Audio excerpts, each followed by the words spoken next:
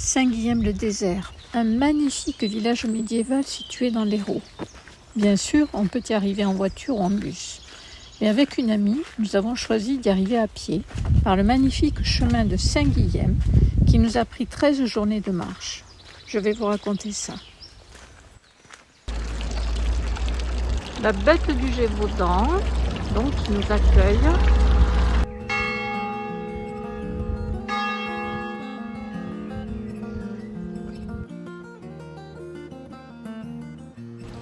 Voilà, on quitte le gîte des Sentiers Fleuris. Nous avons dormi et il a plu cette nuit, mais bon, pour l'instant ça va, il ne pleut pas. Et on va donc attaquer notre première étape du Saint-Guilhem.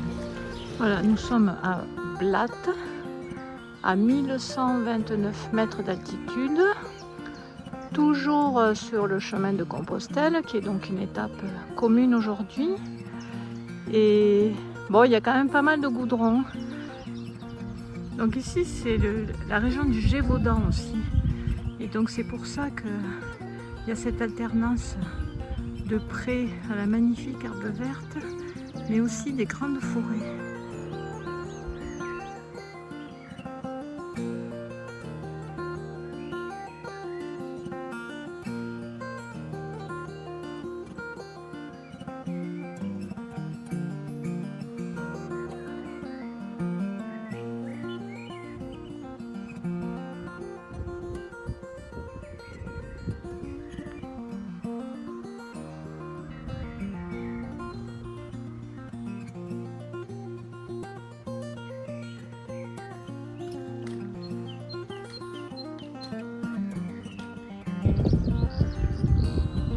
Ça, c'est un nouveau concept de table d'orientation.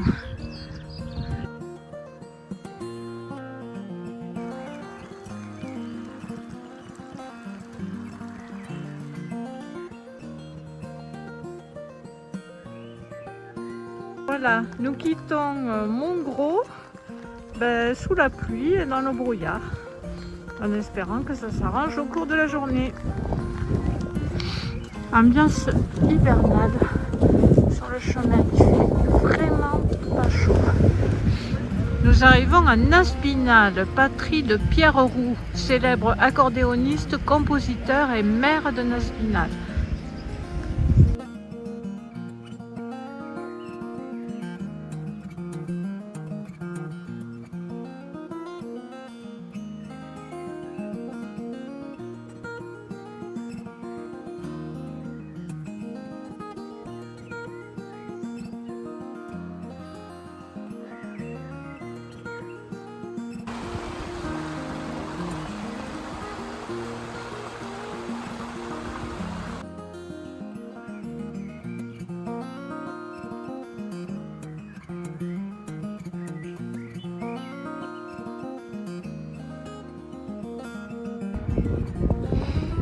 Et voilà Aubrac, dont nous avons rejoint la Grande Draille.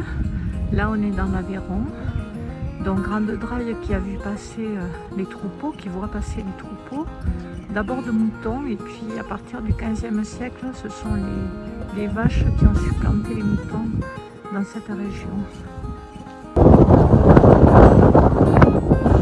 C'est pas chaud, hein? Voilà, sortie d'Aubrac, nous laissons les pèlerins du Compostelle partir vers l'ouest et nous nous engageons sur notre chemin de Saint-Guilhem. Voilà, alors depuis Aubrac, on est entré dans un paysage beaucoup plus montagnard et beaucoup plus froid aussi, hein, il faut le dire, on a quand même eu froid. Et à Aubrac, il signale d'ailleurs que c'est un village où il y a 130 jours de gel par an, ce qui montre bien la rudesse du climat.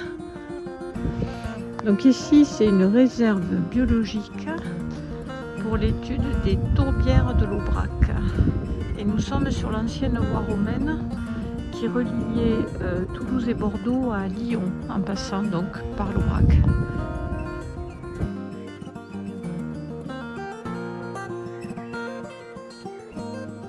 Voilà, nous arrivons au Raja.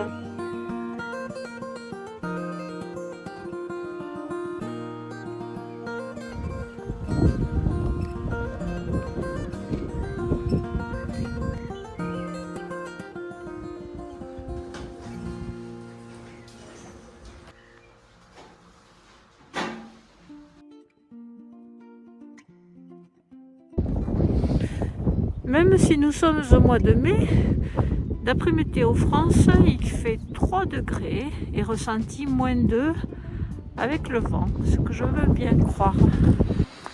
Ah, un petit rayon de soleil, c'est sympa ça.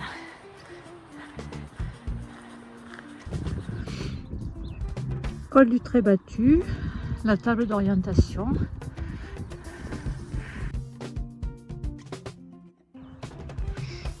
J'aperçois Saint-Germain-du-Teil, notre étape du jour. Et derrière, on voit les contreforts du COS de Sauveterre.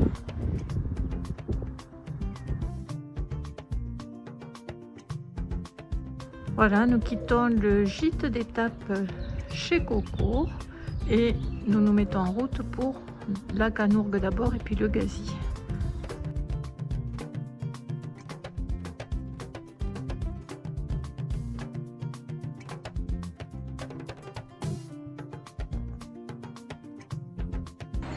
Et voici le Lot qui arrive donc derrière le Mont Lozerne. Alors la Canourgue et sa collégiale du XIIe siècle.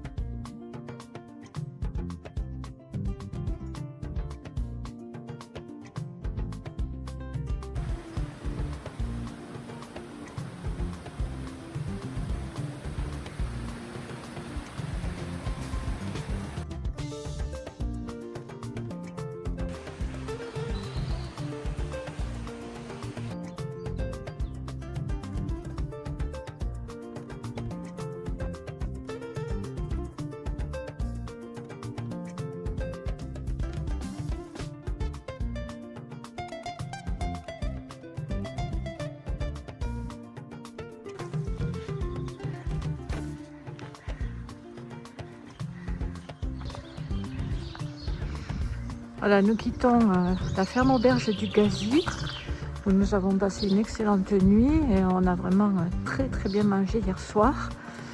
Et il y a eu un très bon accueil aussi par la famille Pradeil qui tient cette ferme auberge et qui est exploitant ici agricole.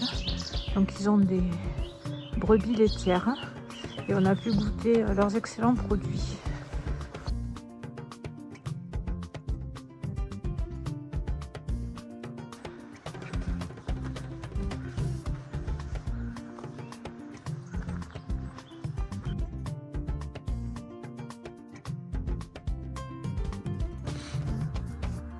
Et voilà le dolmen de la Rouvière, un peu écroulé mais toujours là.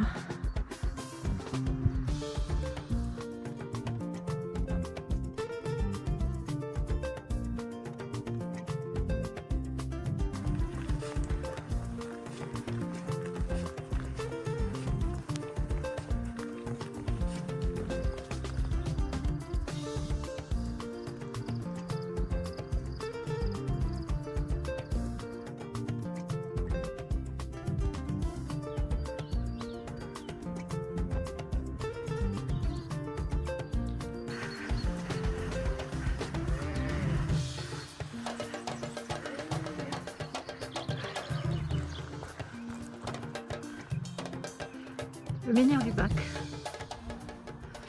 Nous arrivons en vue de Saint-Énimie, notre étape de ce soir.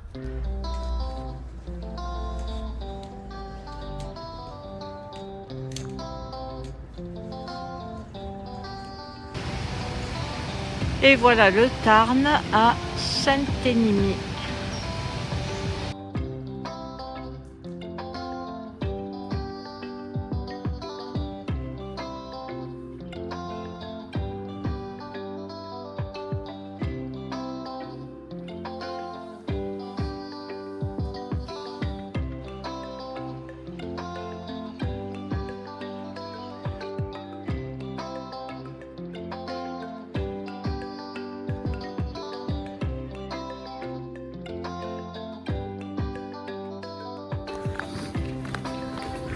Nous quittons Saint-Énimie après une très bonne nuit à l'hôtel Chanteperdry sous une légère bruine et Le Cosméjean a l'air d'être dans le brouillard. Ce chemin est vraiment fantastique. C'est une série de petits lacets et ça monte très très bien. C'est vraiment très joli. Mon bon mot du jour était: j'ai mal un peu partout, mais beaucoup nulle part.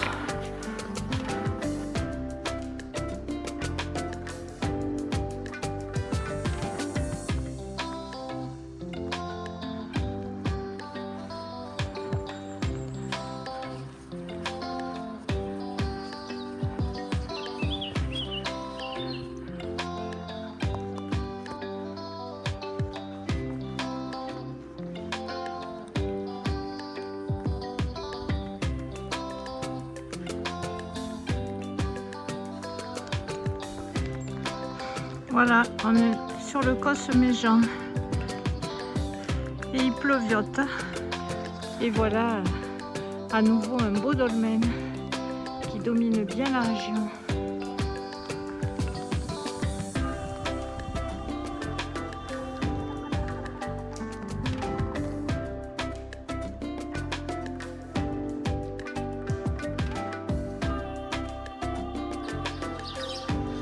Le buffre.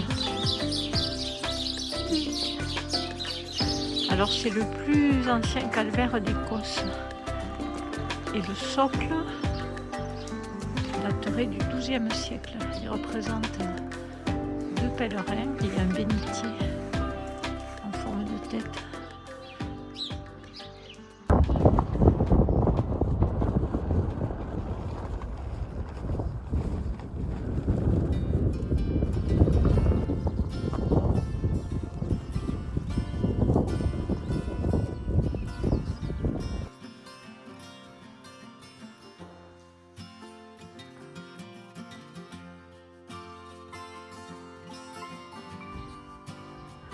Voilà, nous arrivons à Drigas, notre étape de ce soir.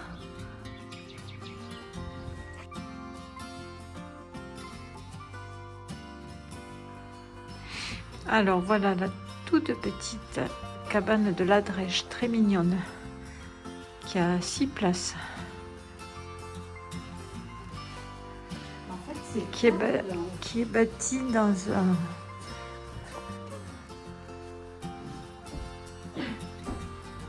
bâtiment voûté.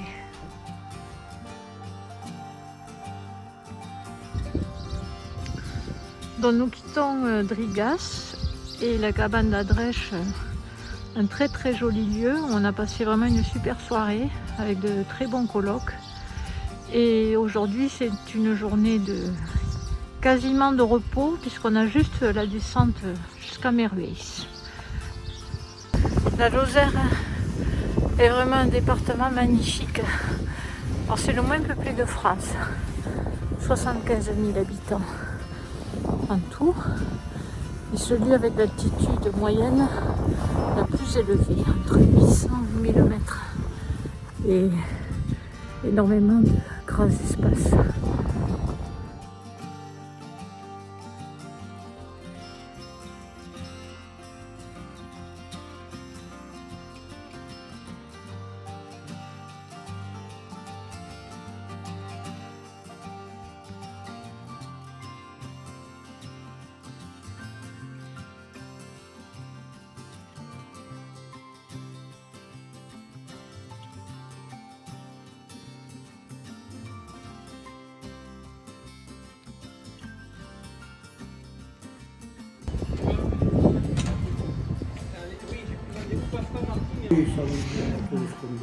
C'est pas toujours de bonne qualité. C'est ici qu'a été préparée la croisière jaune de Citroën.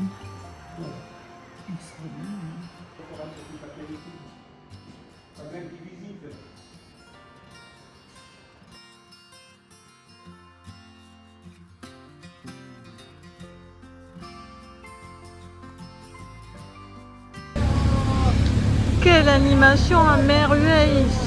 Les tractions, les vélos, les motards.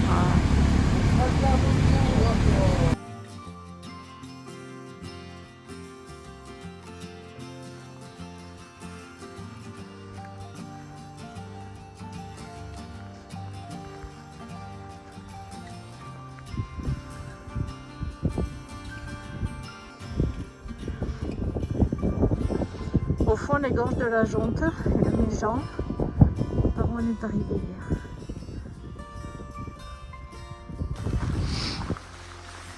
Vallée profonde, vent, un peu de pluie, ambiance montagnarde. Et bien là, on est bien dans la tourmente. Les remontées mécaniques du Mont Aigoual. On voit même pas où est le gîte, tellement il y a de brouillard. Je crois qu'on arrive. Et on est gelé.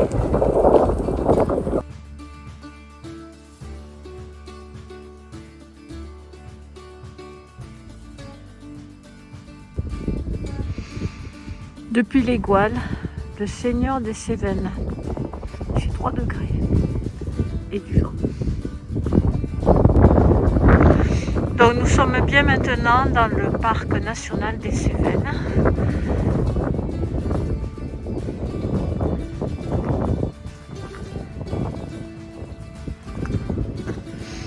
Donc là il y a tous les appareils de mesure météo.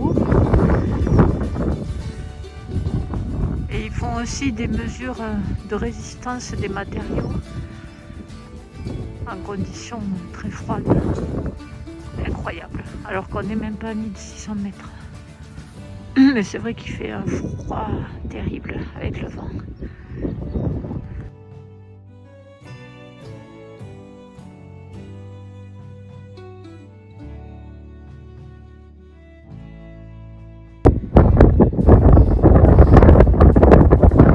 Là c'est le Ventoux.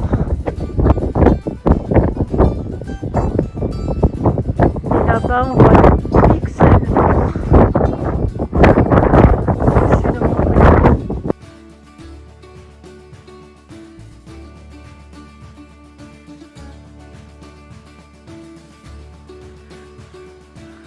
On a des œuvres artistiques dispersées dans cette forêt. Et donc la ligne de partage des eaux passe exactement ici.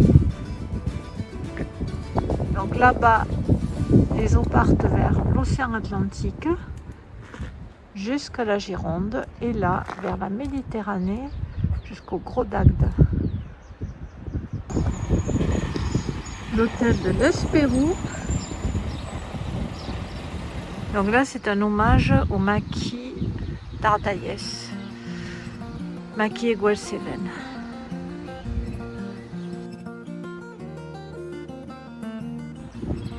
Il y a même un ours à l'Espérou.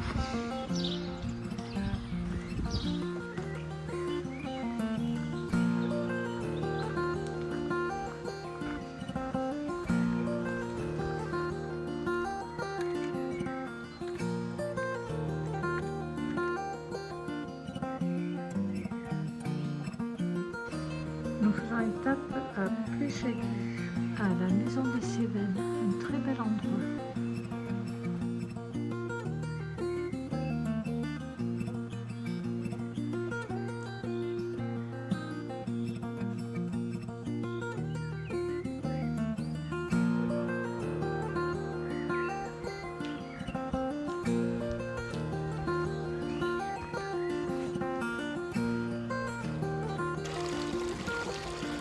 On est à Aulas.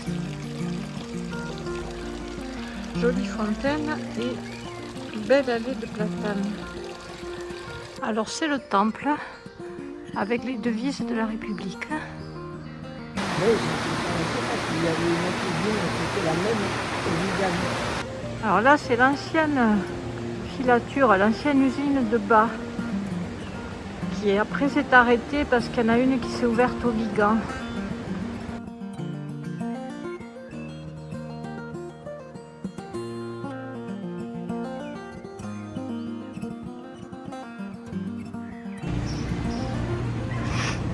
sent qu'il y a eu une heure de gloire au Vigan.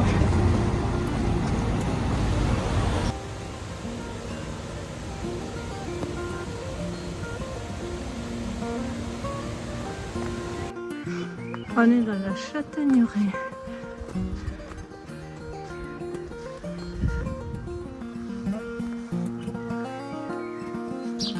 Le gîte d'étape de Mont-Dardier, qui était le temple.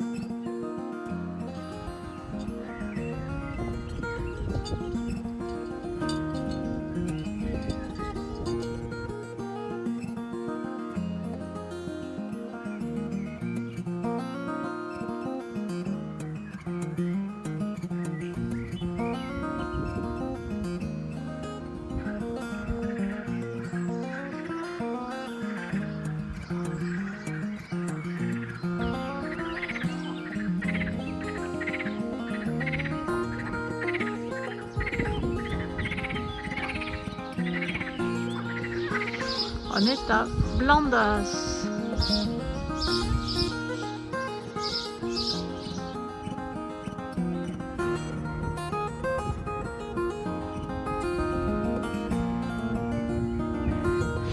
Ben, il n'y a plus qu'à. Ça va être un peu raide la descente.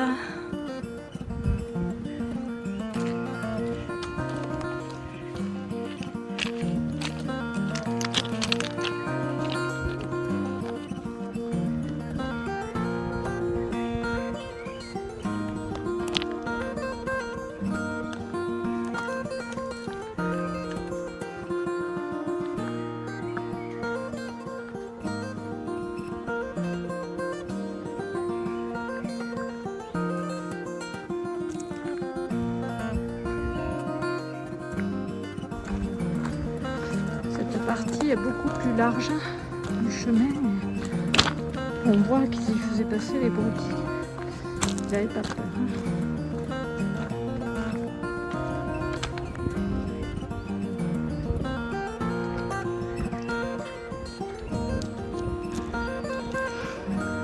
Arrivé à Navacelles, avec le joli pont sur la Vis.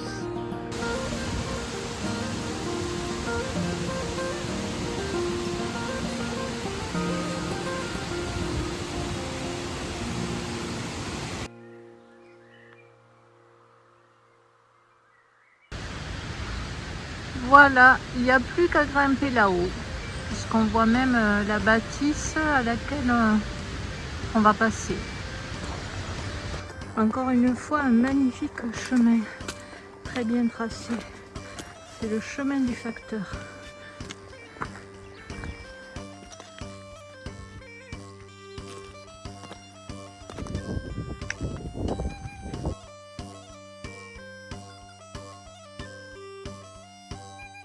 On est arrivé à Saint-Maurice de Navacelles, un très joli petit village.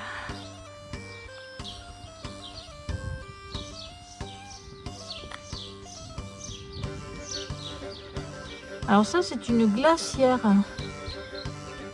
C'est très profond, hein.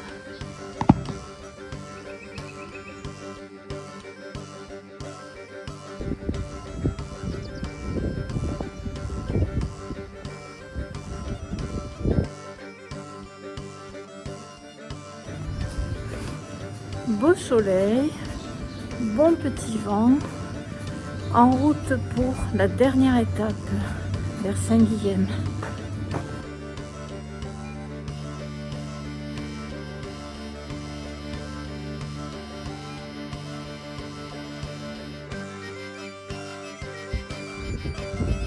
Mont-Saint-Baudile,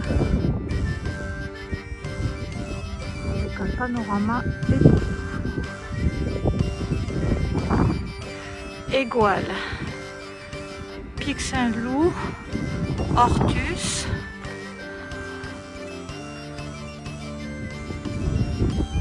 et la plaine Montpellier-Rennes.